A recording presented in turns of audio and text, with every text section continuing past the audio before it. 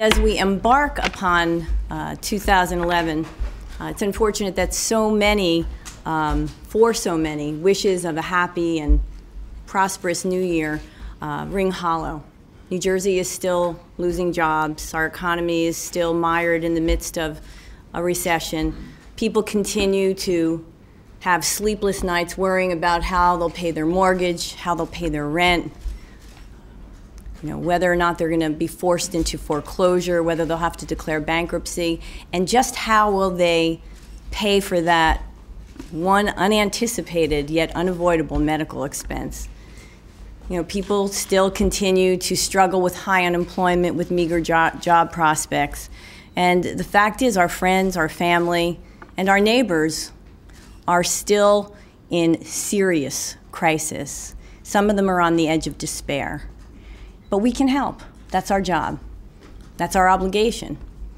And we can help by creating jobs and stimulating the economy to help everyone make ends meet.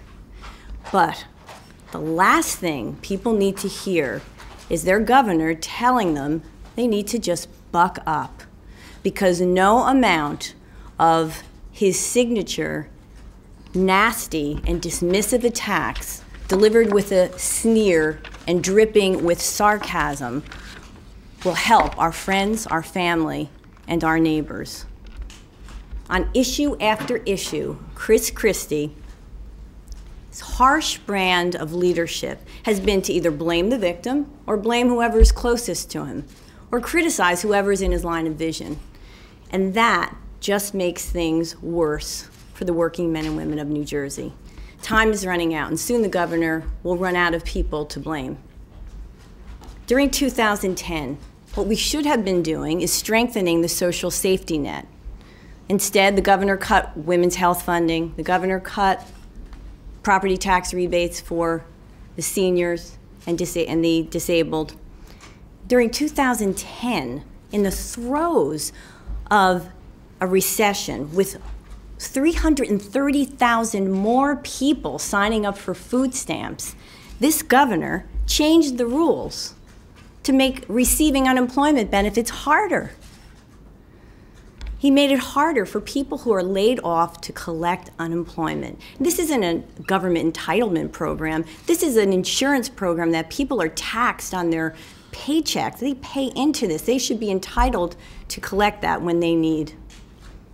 The governor's agenda should be focused on creating jobs and stimulating the economy. Instead, the governor's economic recovery plan is what I call the big lie, that tax cuts for the rich will bring prosperity and growth. This trickle-down, supply-side ripoff that says that the rich can do it for us has been discredited. It doesn't work. Remember George Bush. Under W, not only did tax cuts for the wealthy fail to stimulate investment and create jobs, but some believe that it worsened the current economic situation that began in 2008 and continues until this day. People are teetering at the brink of a financial cliff, trying their best not to fall into the abyss. And yet, this governor's solution is to further shift the tax burden onto families who are struggling, while giving those at the top of the income brackets another tax cut. He stated so publicly. Well, it's a new year, and this week, the New Jersey Legislature will advance our own economic plan. It's called Back to Work NJ, and it consists, to begin with, of about 30 bills, and it will continue throughout the year. Our Republican colleagues in the legislature and the governor have an opportunity here. They have an opportunity to show that we stand together to help the working men and women of New Jersey, of our great state, get back on a secure and promising upward path. They need to support this legislation. And we've heard chattering in the background, already raising questions as to whether or not there's going to be a partisan battle on Thursday. But this Thursday, we have an opportunity to give hope to those that 2011 can be a better year. And we have the obligation to follow through and to make that happen. And we're counting on the governor and our Republican colleagues in the legislature to support that going forward. And I'm now going to introduce my counterpart in the Assembly, Majority Leader Joe Cryan.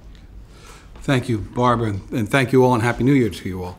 I'll be brief. I just want to also echo the Senate Majority Leader's comments in terms of calling for, most importantly, an opportunity here in the new year for us to work together.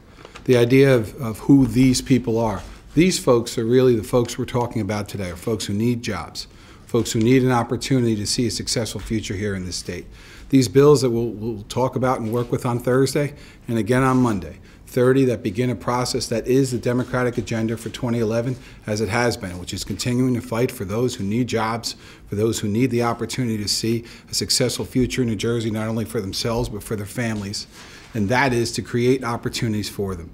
What I hope doesn't happen, and what I call for today, is to work with us in the Republican minorities in both the Senate and the Assembly, not to follow one man's conservative right-wing agenda, but to say, you know what, I'm going to stand up for these people, because these people are our people, middle-class New Jerseyans, folks who need our help, folks who want to see the promise of a new day and an opportunity for a better New Jersey. So what we ask for here today is to stand here and work with us on an agenda for 2011, an agenda that promises jobs, that begins this Thursday, an agenda that promises opportunities in other areas, that fights for our seniors, that gives them opportunity, whether it's in rebates that are promised to them, whether it's in making sure there's affordability for New Jersey. It's an opportunity that follows through in all sorts of different areas for New Jersey, but comes back to the main opportunity.